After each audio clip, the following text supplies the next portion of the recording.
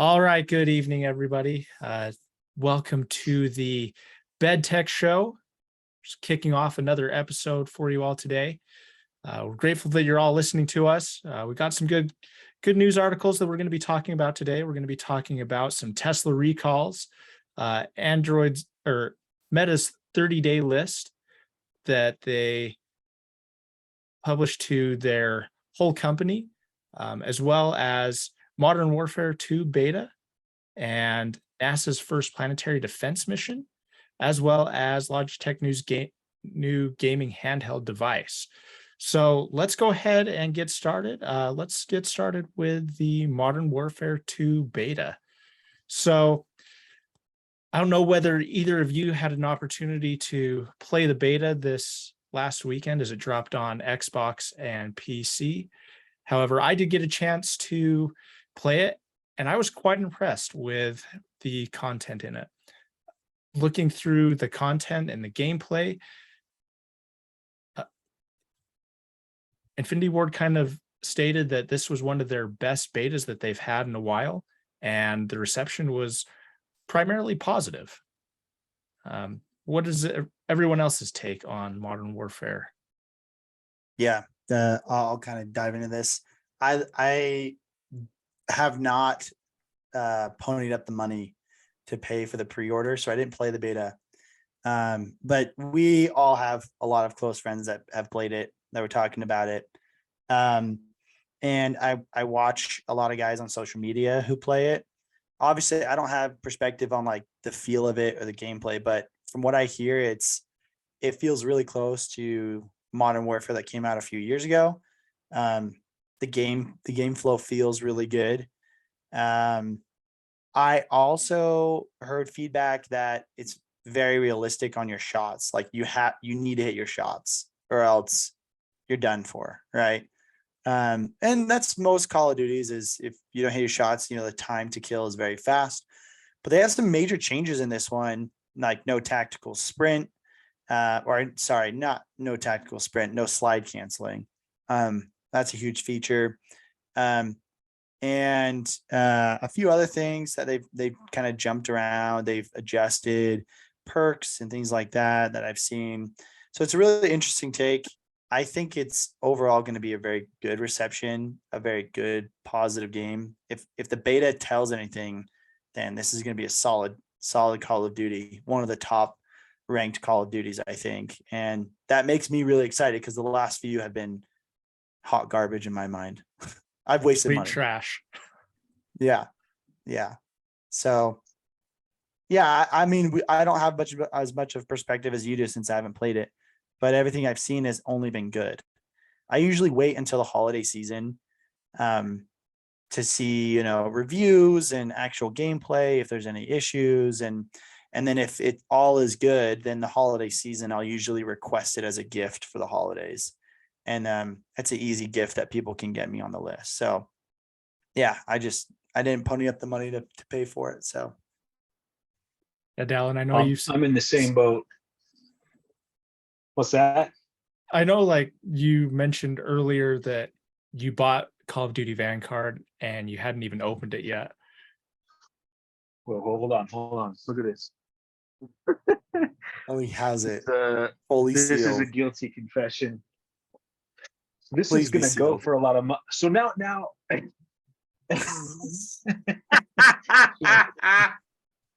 don't know whether to be embarrassed or try to make up some sort of explanation as to why I somehow deliberately am keeping this sealed. See, this is a collector's item now for me. It's been too long. Opening it up and playing it will probably be disappointing. So yeah, dude, I'd honestly keep that sealed right on my desk here. I'd honestly try and return that. Like, I'd rather get 15, $20 for it than just let it sit.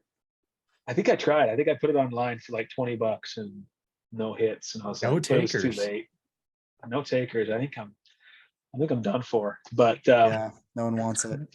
I feel the same. This was a Christmas gift, and so I haven't bought the other one yet either. I actually got online. I told my brother-in-law. I said, "Hey, let's play that beta tonight. Let's try it out. Have you tried it yet?" No. We both got on, and we're like, "So is it in the Xbox store? Where we go?" Only to Google it, and find out we're probably should have thought twice before we made plans. We got to pre-order it. So, but I'm on the same boat. I don't quite want to pay $70 quite yet, just because I want to make sure that it's some sort of upgrade from the previous games before I do. But the fact that the articles and everybody doesn't rip on it, because they seem to rip on it every single time it comes out beta, and they've got all these issues with it. The fact that they haven't done that, at least so heavily, is a really good sign. That it works consistently and no one's bothered by bugs or whatnot is a good sign. Yeah, I was really surprised at the reception of it. As you said, Alan, a lot of, every time beta comes out, people are always ripping on it. However, primarily the reception that I've reviewed and the perception that I have is primarily positive. I mean, obviously it's still in the beta phase and still had a lot of work. I mean, there were plenty of times where I had lobbies that were a little glitchy and there was a lot of lag with the servers. However, overall, I think it's really good. The gameplay style for it was very similar to the original Modern Warfare, and I think they're trying to get to the roots of Call of Duty while bringing in some additional content, which I think is really good, building on a foundation and building additional content to keep players coming back to it. So I think this is going to be a good game installment, and definitely something that I'm looking forward to try and get away from Halo Infinite, since that game just frustrates me and gives me so much grief all the time.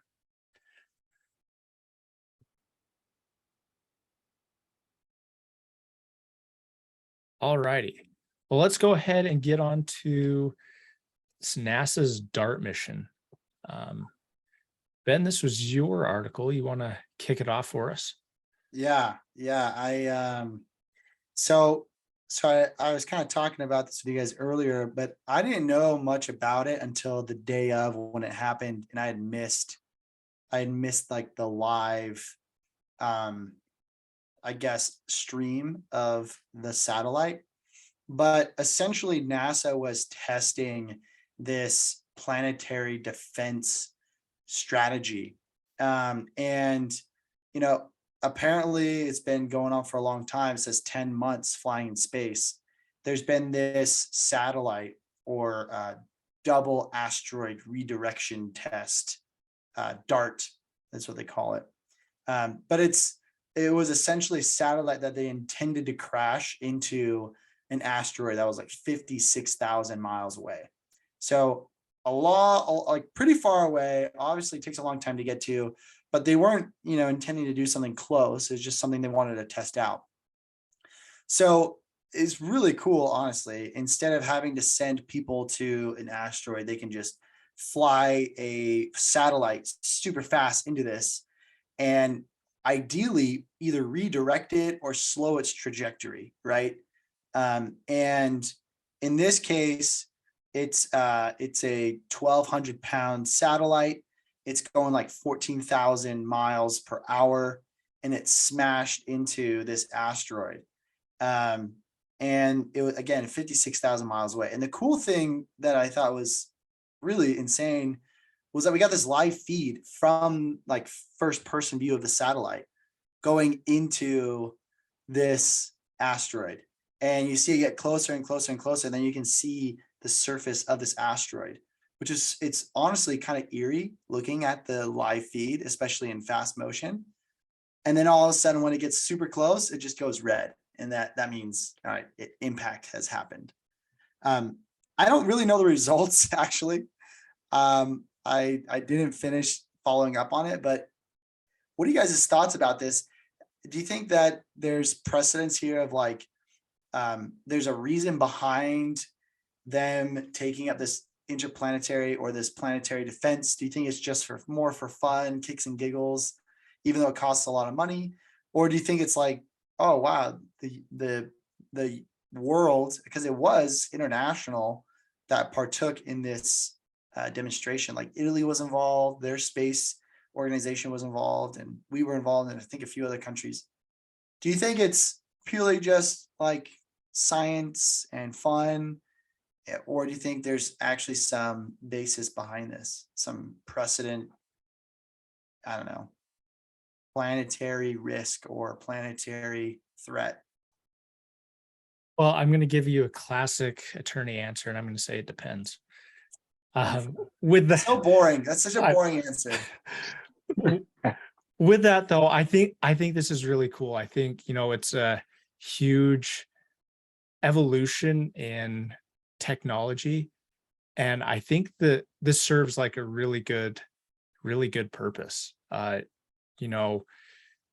a way of looking at alternative ways that, or different avenues of how we can take care of things that may have a potential impact to Earth or potential impact to other objects that we care about. I think this is really cool.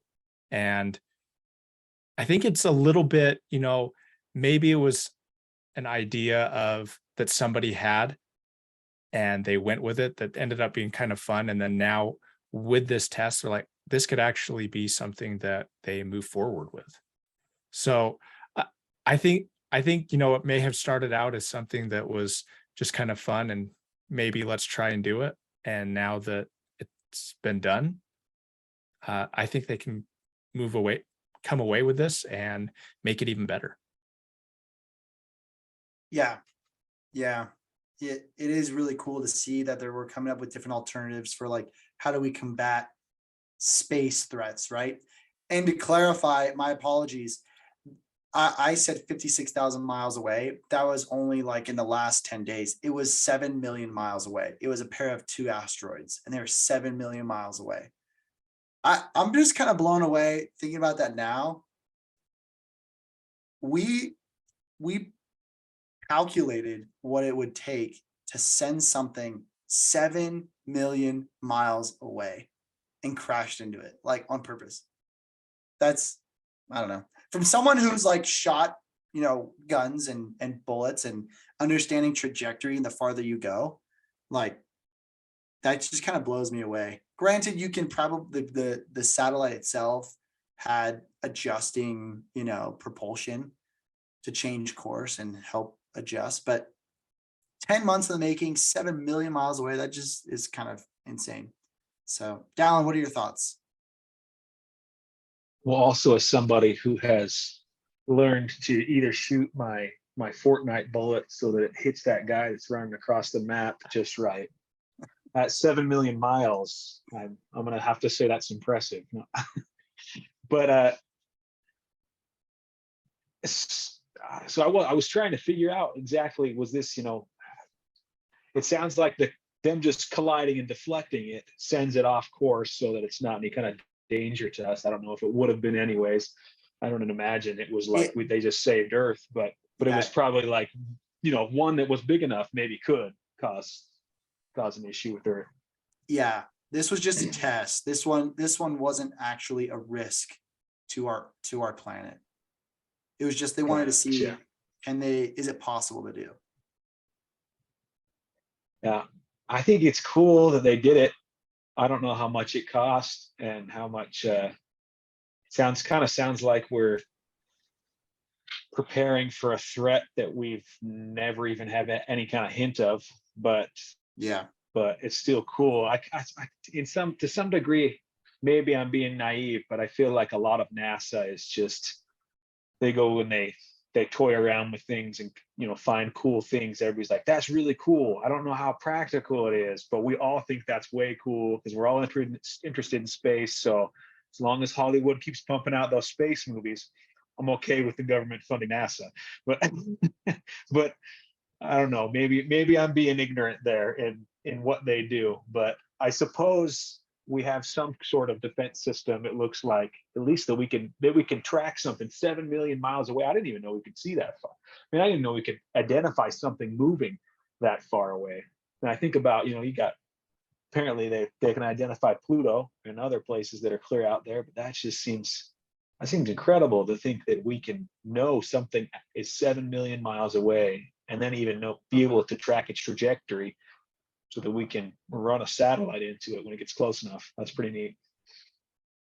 Yeah, pretty crazy. I agree. I think the science and the technology behind it is phenomenal. I think it's honestly absolutely incredible.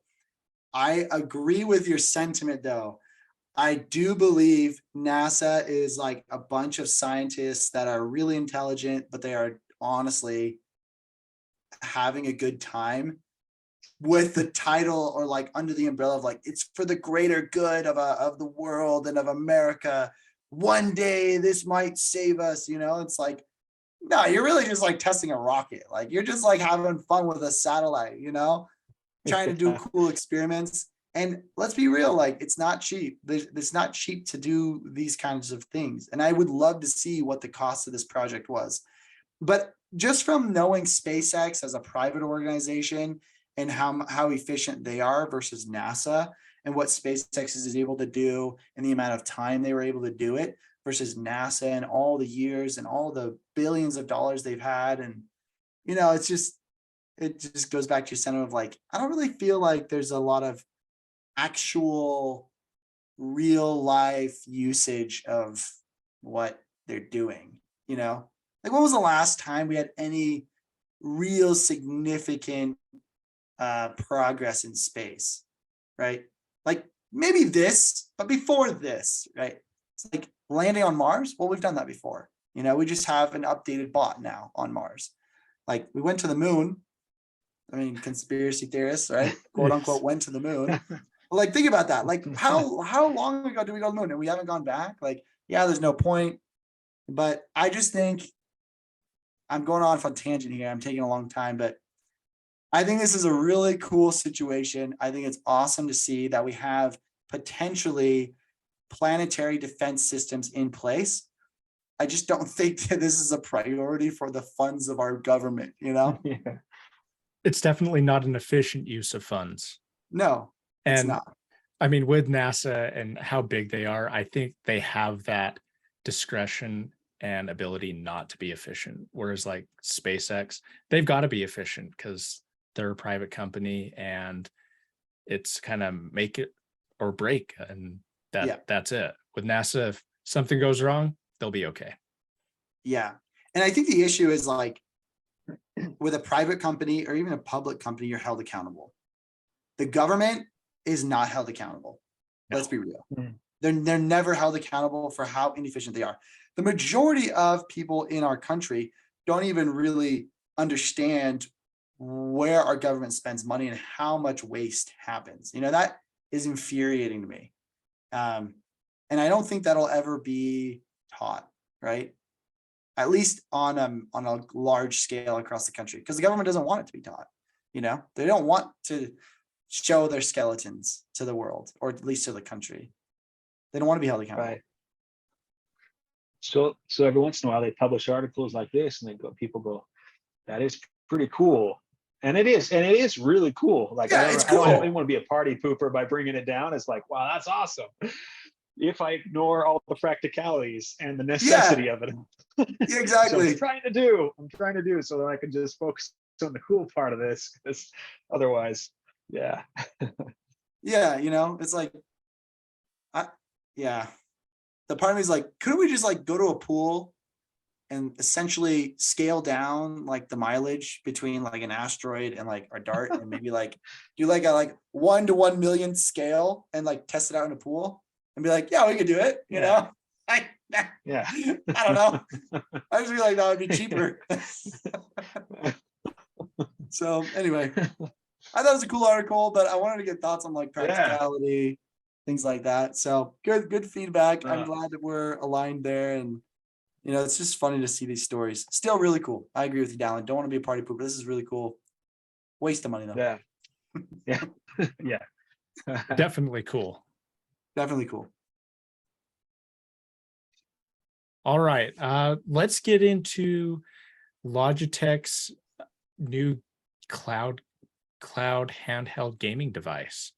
Yes. So Logitech releases handheld gaming device. It looks really cool and flashy. It's nice and clean and white. Yeah, thank you for pulling that up there, Ethan.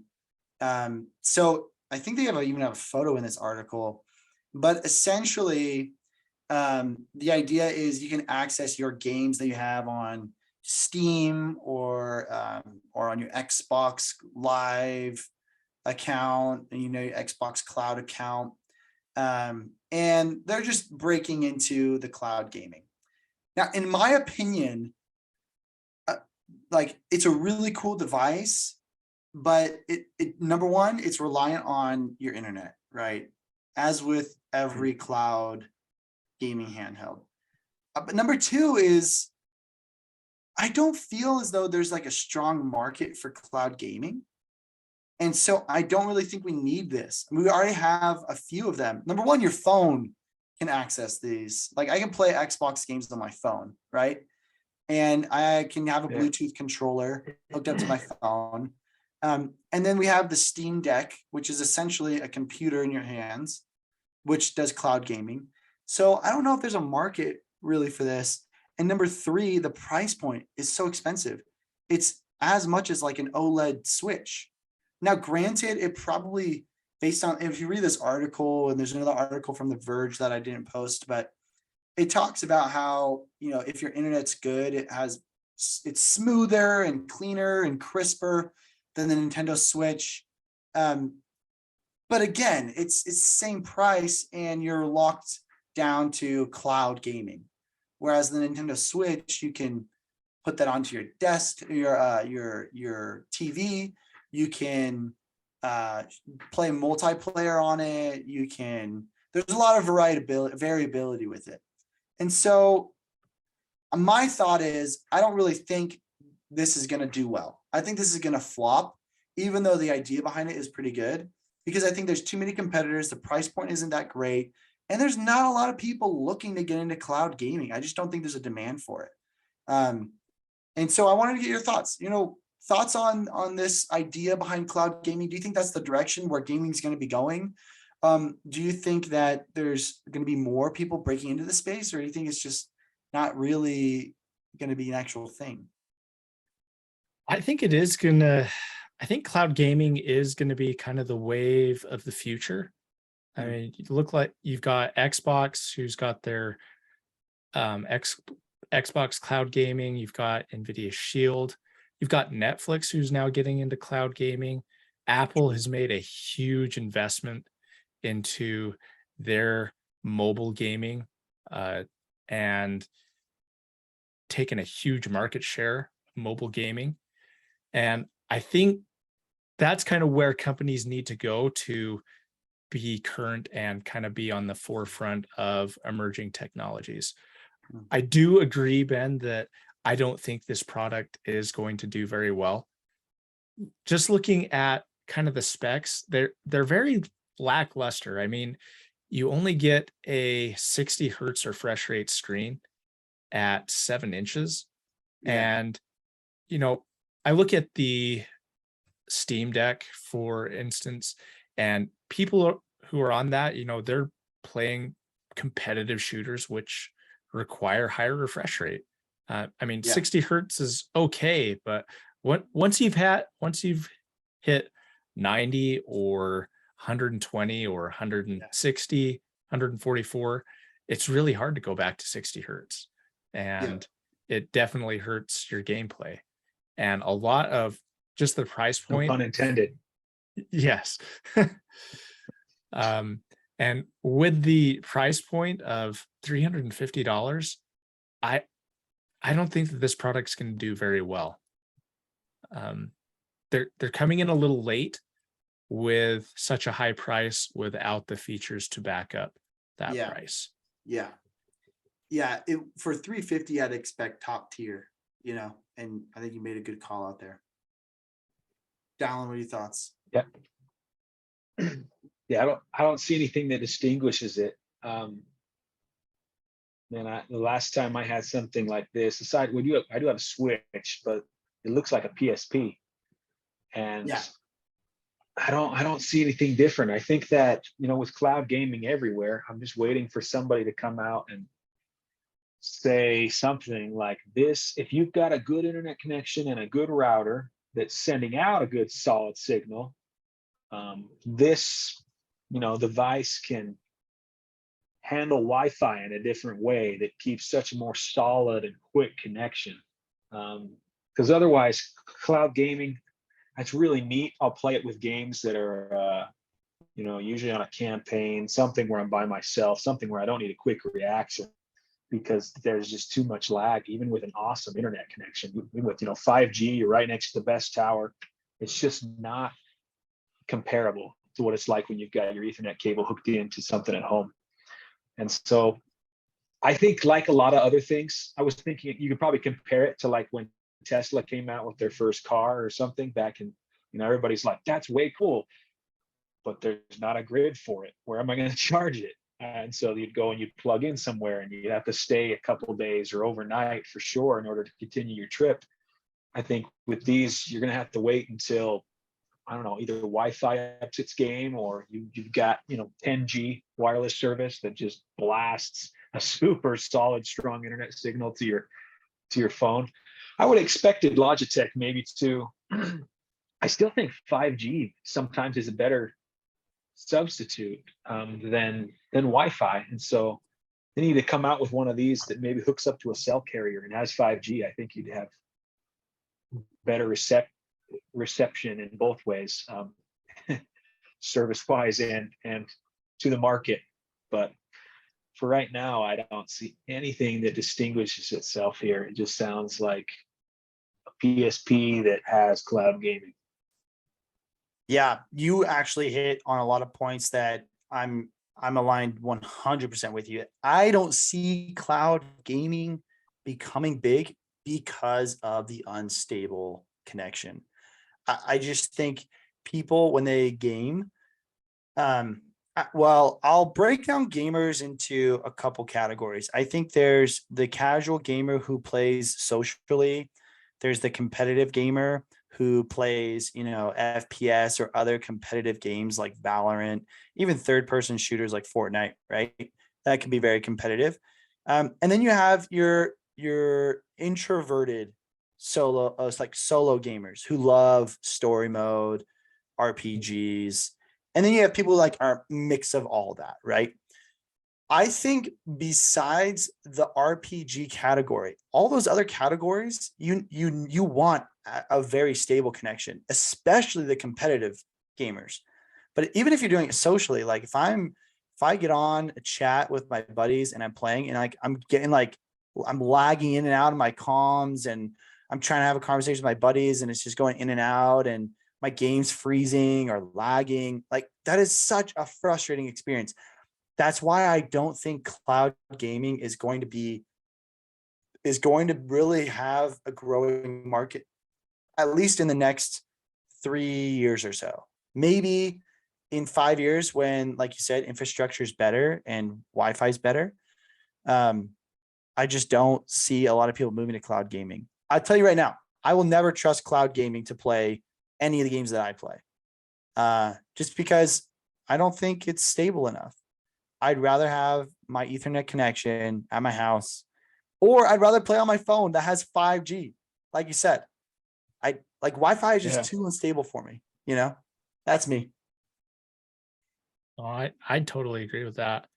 And it begs the question, like, if our phones can essentially do everything that these cloud gaming, because it has the ability to connect to the internet, why wouldn't you just use your phone anyway and do cloud gaming with your phone and a controller?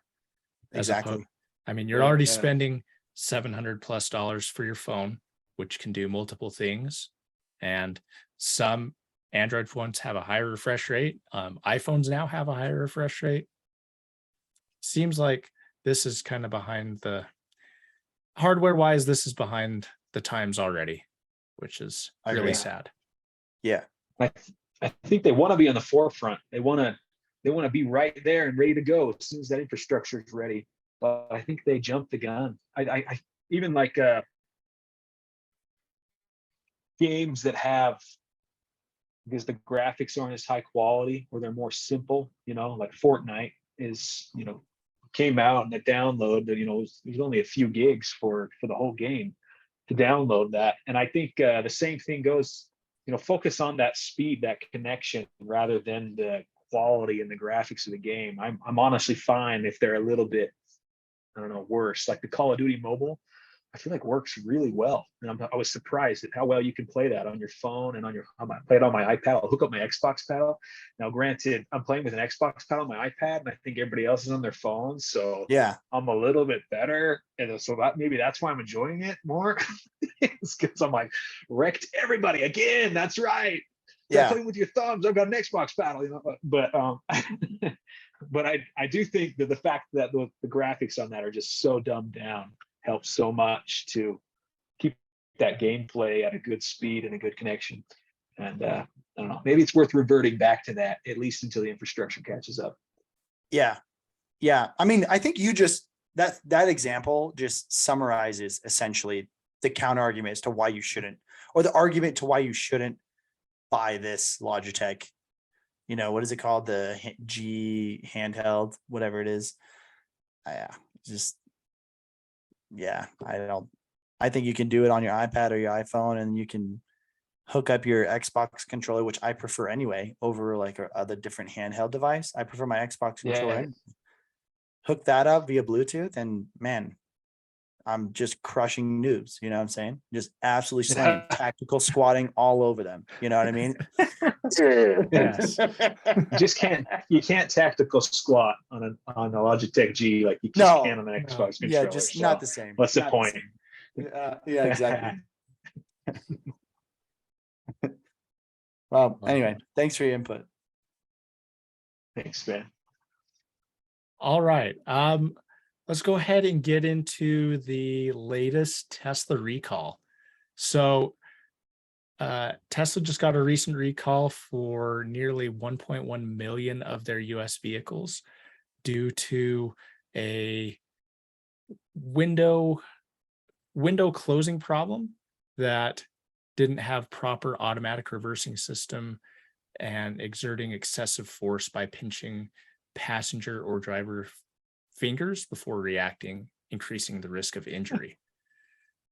So with this, Elon Musk said that they're going to be fixing this through an over-the-air software update, which seems to be a lot of what their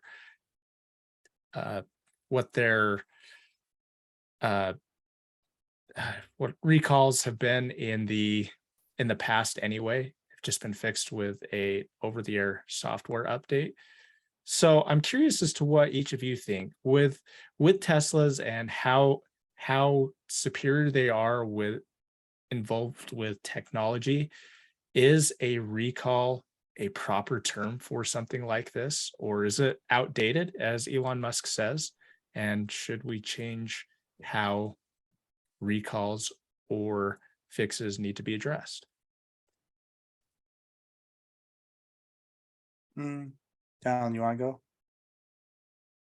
Yeah, I actually had read this article, well, one about this same recall before, and I love diving into the comment sections of my local news website, and it's always the same thing, and it bugs me because I'm like, this isn't a real recall, and everybody thinks it's a real recall. Like I think recall, and I think like, oh, that broccoli you bought at the store the other day has E. coli. Anybody who bought broccoli on this bring it day, back. bring it back. You're gonna get E. coli. And this one's like this is like the equivalent of, I don't know, something a lot more simpler. Just a Yeah, it's just software Like you bug. return something on Amazon. Yeah. Yeah. You It's an return something update. on Amazon. They're not like, can we see your receipt? It's kind of like, that's all there. Just give me the refund. I bought it. I have the receipt. It was me. It's all hooked to my name. Just refund it. It's kind of, so when they call it a recall, it's just like, hey, we're going to update it because turns out what are they called? Who's the government organization? The one over the cars and stuff. NHTSA. Turns out they found out, NHTSA, that they found out that people's fingers are getting smashed, which reminds me, I just have to say, I don't remember if you've seen these YouTube videos. Maybe I just watched too many Tesla YouTube videos before I got mine, but the Model S, the door handles could pop out when you push on them, and then you can pull on them. People were Yeah. always sticking like hot dogs in between. When the door handle would come out, they just have YouTube videos and they're like, look at this. And they stick the hot dog in between and the handle would just come out and crush the hot dog. And they're like, what if that was your finger? And so it was funny when I saw this article, I was like, oh, wow, it's a real thing. Maybe it is crushing people's fingers in the window. So, but I'm Yeah. glad they can fix it with just a quick update. Yeah, that's funny. That's really funny. I've never seen those videos, but for our listeners, for context, Ethan and Dallin both drive Teslas. So they have experience, but they also may have a little bit of bias in this situation. With that being said, I actually agree with you guys. I agree to the fact that I don't think it's a true recall. Like, I don't think it's that a big deal. I actually think it's really cool that they could push an over-the-air update, software update to fix this, instead of being like, crap, now I have to go like into the shop, and they have to like look at my car. Could be multiple days, weeks. Like, that's when I think of recall for a vehicle, that's what I think of. Is like, I have to take my vehicle in. They're gonna be like replacing whatever part that needs to be fixed because it's like faulty. And I'm gonna be out of my car for a couple days, maybe a week, or maybe even longer, right? And I don't think that's the case here. I think recall is probably the technical term that they have to use, they're required to use, because they're fixing a part of the vehicle, even if it is the software. So I think it's cool that they can do it. It sounds like they're going to be doing it pretty quickly. I mean, you guys tell me. You're the ones that have the Just got an vehicles. update today. There you go. So there you go. I mean, yeah, is that an issue? That's a big issue, right? Especially if it was made aware of via YouTube long ago that the door handles pose a risk to your fingers. But it's cool that it can be fixed almost immediately without me having to go in the shop. That's cool. I think that is, like, to me, that's futuristic, right? That is the next step in the future. Oh, your car has an issue. Let me fix it for you. I'll just send an update via software over the air. Oh, sick. All right. Tomorrow morning, it'll be done. Cool. Sounds great. It's not going to smash my fingers. I don't know. Yeah. I mean, I think like this term, I think, is definitely outdated for what it really is. I mean, now we see it, the evolution of technology and cars, and how we're able to fix things like this just via software. I mean, this isn't even a hardware issue where you have to take the vehicle in to get stuff replaced, and that it can be all fixed through a software or firmware update. Yeah. And, even though this is a regulatory agency and they're probably, Ben, as you said, they're probably required to call it a recall, it does paint, once this gets into like the news, it does paint a pretty negative picture for the organization. I mean, having a recall of 1.1 million cars, that's a huge deal. Yeah, that is.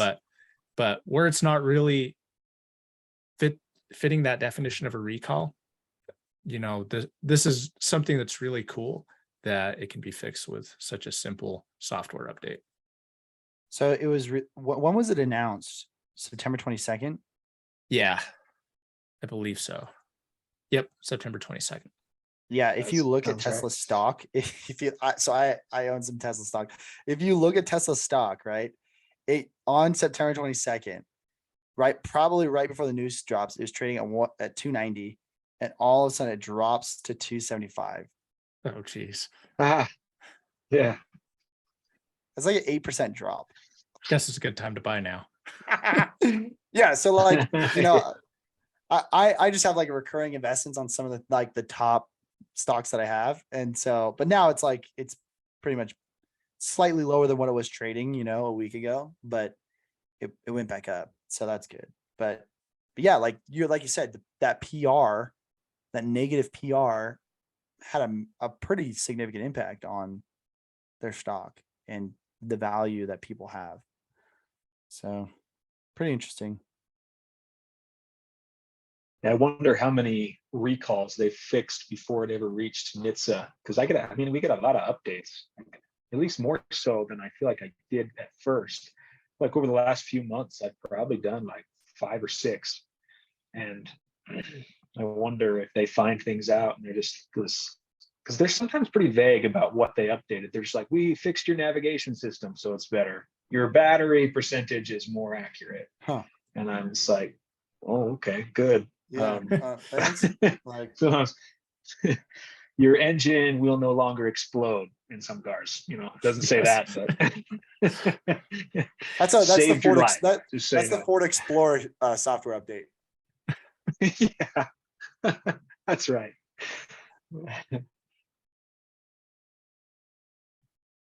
All right. Let's go ahead and get into Meta and kind of what they're doing at their company. So Meta is putting some of their workers on the term of a 30-day list, which is giving them a month to find a new role at the company or leave. So essentially it's an ultimatum. So based on the economy now and everything that's going on, Meta is kind of slimming their workforce and forcing people onto this 30-day list to give them a chance to find a new role in the company as they're downsizing, or they will be eliminated. So what do you all think of this practice and giving people an ultimatum of finding a new job or being out?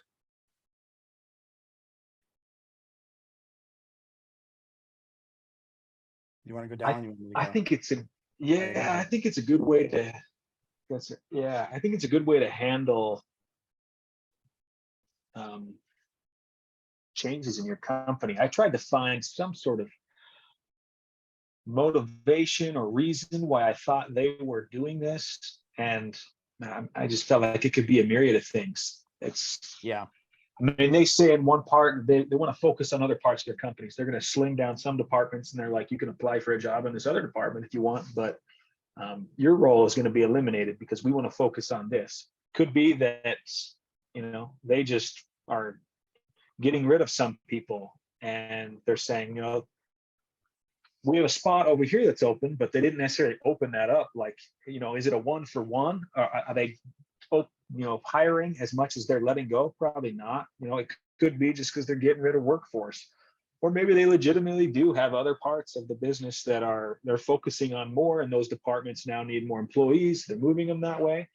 Either way, I maybe it's just the groups I'm in on LinkedIn and things. It seems like it's becoming a popular thing to, as a CEO of a company and executives, to not look like you're laying off a ton of people and just getting rid of people's jobs. That's always bad PR. So they're like, oh, we're giving them a 30-day, you know, it is an ultimatum. I mean, if you look right through it, it's kind of like, but it also is like, hey, you know, maybe you want to jump on this other because we're shifting things. You know, we're not getting rid of people. We don't want to fire people. We're shifting things around. So here's all these opportunities, you know, apply for these jobs. But how genuine that is, I don't know.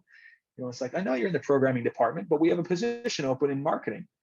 And so, you know, why don't you apply? You know, so what if you don't fit one of those positions? And Yeah. so it wouldn't be really a genuine invitation to find another spot if it's not something that you can even do or have a good shot at. And maybe they know that. They're just like, we'll probably hire somebody else, but we're going to open it up to everybody else. I mean, companies do that all the time, right? So I don't know. I'm not sure what to think of it. Do you guys, what are your thoughts, Ben? Yeah, I had the same thoughts you are. I'm like, okay, number one, why are they letting people go? Is it like, are they all poor performers? Is that why? Are they hurting economically? Are they just, shifting priorities and they're getting rid of a department that they no longer think is valuable, right? Because, you know, I have background in accounting, and so accounting and financial analysis. And so I'm always like, questioning the numbers of things, like, oh, maybe they're just doing cost accounting, like, oh, this department is just absolute cost center, it's just costing so much money, there's no profitability here, let's eliminate it, right? In my personal opinion, I'm going to take a stab in the dark as to what my perception is based on, you know, the article and what you were saying and my own personal thoughts. I think economically there's been a downturn. And in my opinion, Facebook wants to match that economic downturn. They want to downsize, overhead for their employees. And in order to avoid negative PR, they're giving this hopeful 30-day list When in reality, in my mind, I think the executives fully well know, yeah, these guys are gone. Like, they're gone. We'll put them on a 30-day list and say that they can apply for other jobs. But in reality, I don't think any of them, well, I don't think many of them are going to be rehired because it says they have to apply. So in my mind, Yeah. they're applying for positions that there's either competitors for, or they're just creating new positions potentially. And Yeah. if they're getting fired already from the company, like, why would you want to rehire them? With the economy where it is right now, I think it's due to the economy personally. I don't think necessarily Facebook is hurting. I just think they're hedging their bets and they want to say, all right, if the economy's sucking, let's just play it safe and go in a conservative mode and cut costs where we can. Let's trim fat. Yeah. And Everyone else is. avoiding our stock dropping significantly. Let's put these people that we're going to fire who are poor performers on a 30-day list and say that they can apply for other jobs. But in reality, we probably won't rehire them. You know, I don't know. That's my thought. That's absolute shot in the dark. I have no connections with Facebook nor any employees there, so I have no idea. Take it for what you will. That's just my thought. Well, you're pretty Meta. much It's Meta, head not on. Facebook. Meta. Sorry, Meta. I'm showing my age here. I'm showing my age. Facebook. Yeah, so a lot of this is due to it's going to impact low performers. However, it has been reported that it can be a little bit more widespread, probably due to the economy and shifting in priorities. And really there in July, they said that they have plans to shrink several of their teams over the next few years. So it looks like they're really shifting their priorities and kind of changing the organization to really fit what their long-term goals are. So I think this is kind of an interesting thing to do. I mean, it's kind of nice and then also kind of not at the same time. I know a lot of other companies are doing this as well. Google has done something similar with 90 days for employees to find something else. So it's a new shift in the tech industry and how employment is. I sorry, just I No, you're wanted good. to kind of chime in and say I think it's very strategic from an executive and leadership level, very strategic, and at an employee level, right? I would actually appreciate this because for the most part, if you're a poor performer, you're just getting cut. You're getting the axe, like, hey, John Doe, come into my office. Let's chat. Okay. I know I haven't gotten you the spreadsheets yet that you need. No, we're letting you go. But in this case, it's like, hey, we're giving you a heads up. You got 30 days. And I think that's like really nice to have that prep. So I don't know. I think it's kind of honestly, I mean, it's hard to say win-win on both sides, but if you're going to get fired anyway for low performance, I'd rather have a heads up beforehand than, and like somewhat of a opportunity. I know it's not like a real opportunity for them to get rehired, but at least something, instead of just a shock factor the day of. And with that being said, I've been a part of a company that will use any excuse to cut their low performers. Like, it has no relation to the actual low performers, but they'll be like, oh, because of this reason, for example, because of COVID, we got to cut people. And it's like everyone they cut was a low performer. And the company I was a part of is a software company that has annual multi-year contracts. So it's like month to month, we're not hurting. Like, that doesn't, the COVID at the time, right? It was like 4 months into COVID. Like, COVID at the time was like, it's not really hurting us. We're on these multi-year contracts. We have stable income coming in every month. Why are we getting hurt economically from a 4-month pandemic, So I just think this is an excuse to get rid of the fat. And I do think it's very strategic and smart though. Like it. Yeah, I think it's a can't lose for Meta. I mean, you gave them an opportunity, you gave them notice, and when they apply and they say they weren't genuine anyways, they say, no, we just found somebody better than Yeah. you. So we hired them, I mean, Yeah. what's somebody come out and be like, you're lying, prove it, you can't. And so it's just, yeah, it's real smart because it allows them to do kind of whatever they want for whatever reason, which companies are allowed to do. So I don't fault them. I think they could probably do it over and over and over again. It'd be hard to get wise to what they're actually doing or what their actual plans are. Yep. Sure. All right. One last thing that I think we should talk about is Apple's new partnership with the NFL. So last week, Thursday, the NFL announced a new partnership with Apple Music for the Super Bowl halftime show, replacing Pepsi as the primary sponsor for the show. So Apple Music is a sponsor. How do you think that compares? How do you think that's going to affect the halftime shows going forward with this agreement?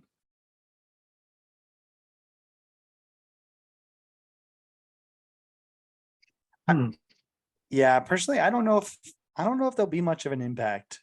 I mean, I find it hard to believe that, well, my only thought is like, was Pepsi only able to pull certain artists because they have deals with those artists? Like, for example, if like I know LeBron James is an athlete, but he's sponsored by Sprite, which is a Coca-Cola company. What if like there's an artist that is sponsored by Coca-Cola that advertises for Coca-Cola? Pepsi is limited in who they could pull to a halftime show, right? My only thought is like, maybe that is the impact.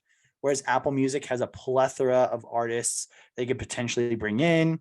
Apple obviously is one of the largest companies wealth wise. So they probably have a lot more pull when it comes to payment, production. It could be bigger and better, but I don't think it needs to be. I personally think there'll be very little change. We might just get a more variety of artists. I don't know. I have a hard time thinking like this is going to be a massive change for the Super Bowl halftime show. I just want it to be a good halftime show. I don't want it to be like risque or on edge or pushing an agenda. I like Bruno Mars, man. Give me Bruno Mars. He's the new Michael Jackson. Yeah. He's freaking good at entertaining. He's a phenomenal performer. Just give me Bruno Mars. That's all I care about. You don't want any wardrobe malfunctions? No, I don't want any of that stuff. I don't want any like crazy, stripper dancing or anything like that. I don't need that. If I want that, I can go to certain sources for that specifically. And like come on, like Super Bowl has so many variety of people watching, ages and everything. Like, come on, I don't know. Bruno Mars, just bring him back. Have him do every Super Bowl. That's totally fine with me.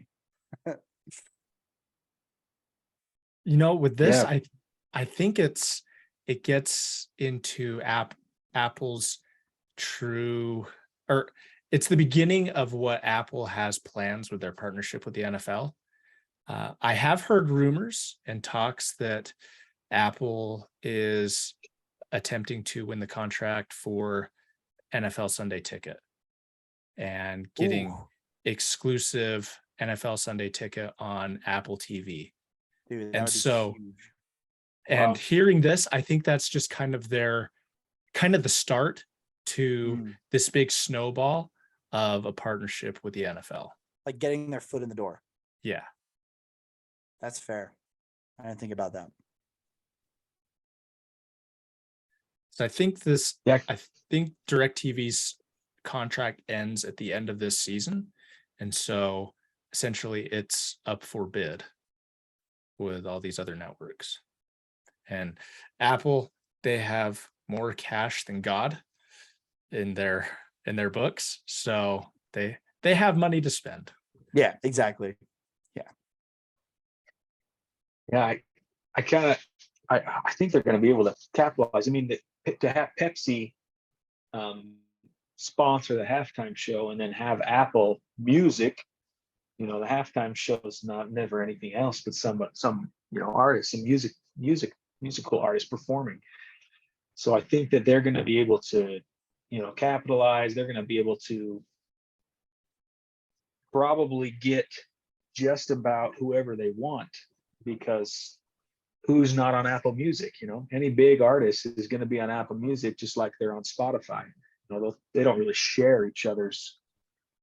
You're not on one or the other. You're usually, most of the time, you're on both. And so I think it's just going to help them. I think they're just going to have a lot of opportunity to do a lot with that. To say, to publish on Apple Music, the halftime show, the Apple Music halftime show performer, is here, and they're going to put it on their front page.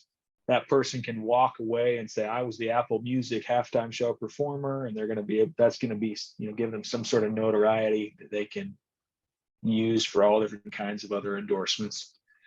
Beyond just the fact they were played at the halftime show. That's big as it is, but to be partnered with all the connections that Apple Music has, I'm sure just makes for a super halftime show, I guess. Yeah. I think that brings the halftime show into a wider demographic as well. Because there's some people that obviously don't care for football and probably won't watch the halftime show, but now that Apple Music is sponsoring it, it's probably going to be live in the app, and people will get to listen to it or watch it through Apple Music, which will get an even bigger viewership for the halftime show. It's a valid point as well. Yeah. And if they pull in, a variety of artists in one halftime show, that would pull in multiple viewership, right? And I'm actually really interested to know how this deal went down, right? If Pepsi just was uninterested and didn't think there was value in the partnership, or if Pepsi offered to renew, but it just wasn't at the right price point. I'm curious to know Pepsi's point of view on this. If they felt like, yeah, we don't really need it. We're kind of, already felt like it wasn't worth the value. We're backing down. Or if they just felt like they were essentially stronghold or strong-armed out of the agreement because Apple came in with just so much money to throw at it. Yeah, that's an interesting point. I would think that, Pepsi would have wanted to have kept that agreement. Based on how the Super Bowl halftime show was last year, the NFL noted that there was over 120 million viewers who watched that halftime show that had Dr. Dre, Snoop Dogg, Eminem, Mary J. Blige, and Kendrick Lamar. Which I thought last year was pretty good. It was a really good throwback to, Yeah. my childhood in the 90s. Yeah. all the music that I used to listen to. Yeah. 50 Cent hanging upside down. That was Yes. pretty crazy. Okay. Well, cool. All righty. Well, any other topics that you think that we should share with our viewers and listeners tonight? Not that I can think of. I think overall it was pretty good. All right. Yeah. Well, want to thank each of you for joining the show today, and to all of our listeners that are out there. We wouldn't be able to do this without everyone's support. So thank you all for listening to the Bed Tech show tonight. I hope you enjoyed it, and have a wonderful evening and stay classy. Right.